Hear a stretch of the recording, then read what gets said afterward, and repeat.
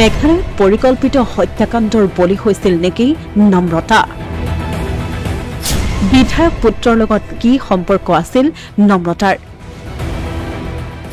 দুৰ্ঘটনাৰ পাছতে কিয় পলায়ন কৰিছিল লগত যোৱা তিনি সতীৰ্থই ক্ৰমাৎ ৰহস্যকন হৈ পৰিছে সমগ্ৰ কাণ্ড মেঘালয়ৰ ৰিভয় জিলাৰ চাং ৱাংলাঙত 4 জনৰ পুৱতি নিশা এক পথ দুৰ্ঘটনা সংঘটিত হৈছিল ৰহস্যজনক এই পথ দুৰ্ঘটনাত থিতাতে নিহত হৈছিল গোলাঘাটৰ কমাৰগাঁৱৰ যুৱতী নম্ৰতা বৰা আলকাজাৰ বাহনেৰে শিলঙৰ পৰা উভতাৰ সময়ত ৰখাই থোৱা এখন ট্ৰাকত খুন্দা মৰাৰ ফলত এই দুৰ্ঘটনা সংঘটিত হোৱা বুলি জানিব পৰা গৈছিল নম্ৰতাৰ লগত মেঘালয়লৈ গৈছিল মহম্মদ ইছমাইল হক চৌধুৰী আনায়াতুল ৱাদুদ প্ৰজ্ঞা দিহিঙীয়া মৃগাংক বৰা আৰু গায়ত্ৰী বৰা ইফালে আনায়াতুল ৱাদুদ পশ্চিম বিলাসীপাৰা সমষ্টিৰ AIDFৰ বিধায়ক হাফিজ ৰছিদ আহমেদ কাছিমিৰ পুত্ৰ আনায়াতুল ৱাদুদ AIDFৰ যুৱ মৰ্চাৰ কাৰ্যকৰী সভাপতিও পিছে নম্ৰতাৰ মৃত্যুক লৈ এতিয়া সৃষ্টি হৈছে ৰহস্যৰ নম্ৰতাৰ মৃত্যু দুৰ্ঘটনাত নহয় এয়া পৰিকল্পিত হত্যাকাণ্ড বুলি অভিযোগ উত্থাপন কৰিছে নম্ৰতাৰ পৰিয়ালৰ লোকে নম্ৰতাৰ মৃত্যুৰ পাছতে সেই ঠাইৰ পৰা পলায়ন কৰিছিল বিধায়ক পুত্ৰ আনায়াতুল ৱাদুদ মহম্মদ ইছমাইল হক চৌধুৰী আৰু গায়ত্ৰী বৰাই নম্ৰতাক হস্পিটেললৈ লৈ গৈছিল মৃগাংক বৰা আৰু প্ৰজ্ঞা দিহিঙীয়াহে লক্ষণীয় যে নম্ৰতা বহিছিল গাড়ীখনৰ পিছৰ আসনত দুৰ্ঘটনাত ক্ষতি হৈছিল গাড়ীখনৰ কেৱল নম্ৰতা বহা সিটৰ সমীপৰ দুৱাৰখনৰ যদি ৰখাই থোৱা ট্ৰাকত খুন্দা মৰা হৈছিল তেন্তে নম্ৰতা বহা সিটৰ সমীপৰ পিছৰ দুৱাৰখনতে ক্ষতি হৈছিল কিয়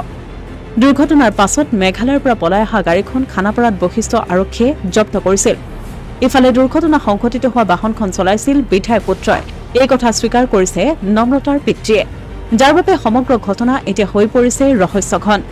ইতিমধ্যে নংপু যানবাহন আৰক্ষী আৰু দিছপুৰ থানাত এজাহাৰ দাখিল কৰিছে নম্ৰতাৰ পৰিয়ালৰ লোকে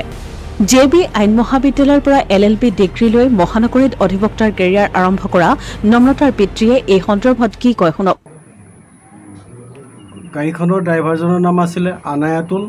ৱাদুদ কোৰ্টৰ পৰা ওলাই অহাৰ পিছত গধূলি মাকৰ লগত কথা পাতিছে ৰাতি মাকৰ লগত 10:20 কথা পাতি তাই শুইছে আৰু তাৰপিছতে ৰাতিপুৱা তাই কোনোবা লগৰ ছোৱালীজনী দিল্লীত থাকে সেই ছোৱালীজনীয়ে ফোন কৰিছে যে আপুনি নম্ৰতাৰ কি হয় মই ক'লোঁ মই দেউতাক হওঁ কথা এটা হ'ল নম্ৰতা কালি শ্বিলং আজি ৰাতিপুৱা শ্বিলঙলৈ যাওঁতে এক্সিডেণ্ট হৈ তাই ডেথ হৈ গৈছে তাৰপিছতে এই কথাটো শুনাৰ পিছত মাক আহি উপস্থিত হ'ল মাক লগে লগে পৰি গ'ল ধূলিত মই একো ক'ব নোৱাৰিলোঁ মই ক'লোঁ মই পাতি আছোঁ ৰ'বা তাই ফোনটো কাটি দিলোঁ তাৰপিছত লগৰখিনিক ফোন কৰালোঁ লগৰখিনিয়ে কৈছে যে আমিতো নাজানো ছাৰ আংকুল কি হৈছে তাইক মই আকৌ ফোন কৰিলোঁ